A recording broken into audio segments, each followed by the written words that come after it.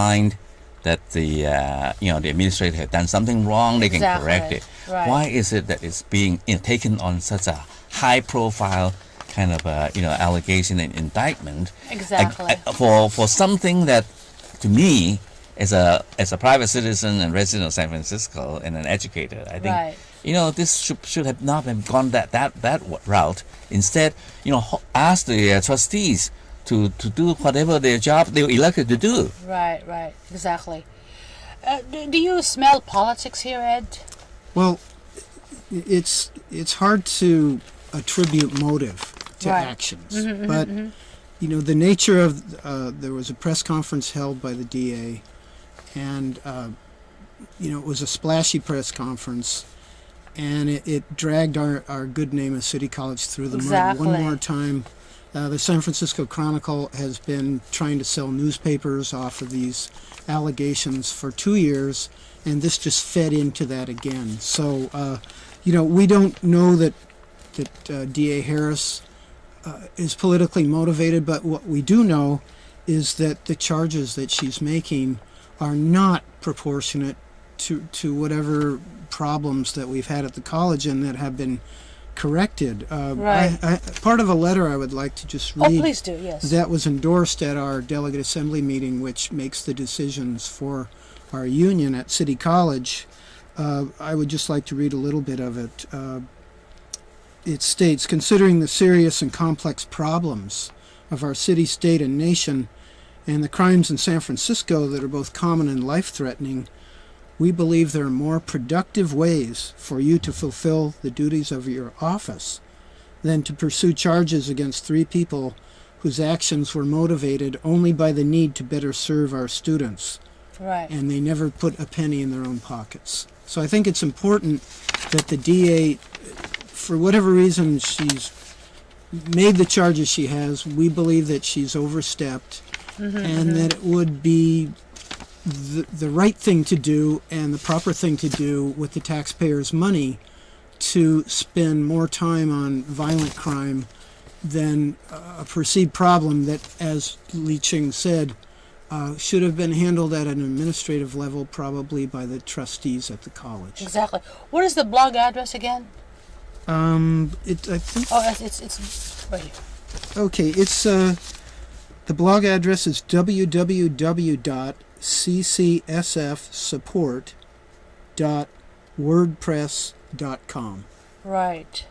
And we hope that the people who are watching will have a chance to look at the blog, read Julia Bergman's letter, right, and if they so desire, to endorse the letter and to write their own comments in support. At the bottom of, you'll see the blog, the letter, right, and then all of the comments. If you scroll down to at the end of the comments, there's a place to endorse and to write your own comments of support.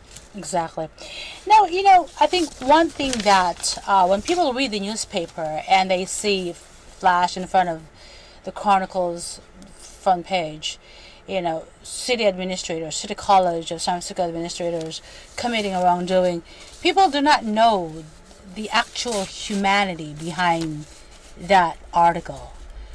They don't know this gentleman. Could you give us like a flavor, describe, like, based on your personal knowledge of former Chancellor Day and Stephen Herman and Jim Blomquist, could you just kind of let our audience know what these people are like, what these gentlemen are like? Right. I'd like to say something about our former Chancellor Day.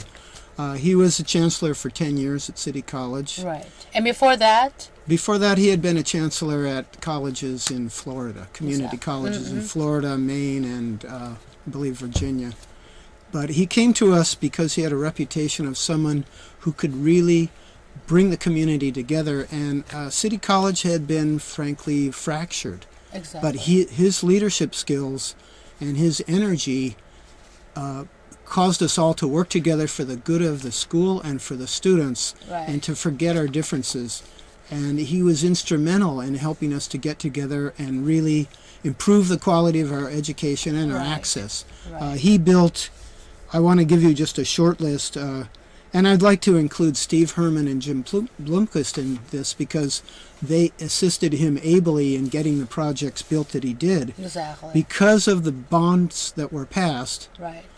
In 2001 and 2005, we have been able to build a new student health center, an Orphala Family Center for child care and child development, a health and wellness center to replace a totally dilapidated gymnasium that had been condemned, exactly. a new mission campus, a new Chinatown campus, a new practice field for the football team, as well as a new soccer field that the community can use, as well as the city college teams, a joint use classroom building that's under construction right now, a performing arts complex, the renovation of the John Adams campus, which mainly serves immigrants, the renovation of our science building, the renovation of a creative arts building, right. and the Evans campus purchase, which benefits the people in the Bayview community. They've fixed the Balboa Reservoir infrastructure and have made significant upgrades to Americans with Disability Act right. upgrades, and also a renovation of the downtown campus at 4th and Mission. These are the things that they did in their time at City College that are going to live on for years and years and benefit hundreds of thousands of people, right. and to make our community better in so many ways, including the economic growth of our city that we need to do. Right, exactly. Professor Wang, I think in looking at what's going on now, these three gentlemen have worked so hard for the City College of San Francisco. Their career was built on this. I know Stephen Herman has been with City College for, 30 years? At least. He looks young still. Yeah. But, and Professor and former Vice Chancellor Day worked so hard. And then Mr. Blomquist, could you imagine having put yourself 24 hours, 7 days a week, your career has been identical to this institution, and then suddenly it's like being the rug is being pulled from under you. That's quite hurtful. What do you think, based on your experience? This really gets into tarnishing the reputation of a career they built on hard work, and that's not fair. I think their career ruined as a result of this, and I think it's really kind of sad because San Francisco community colleges facilities are really dilapidated and run down. I remember. For years, and it's disgraceful, and you cannot really have education take place in these.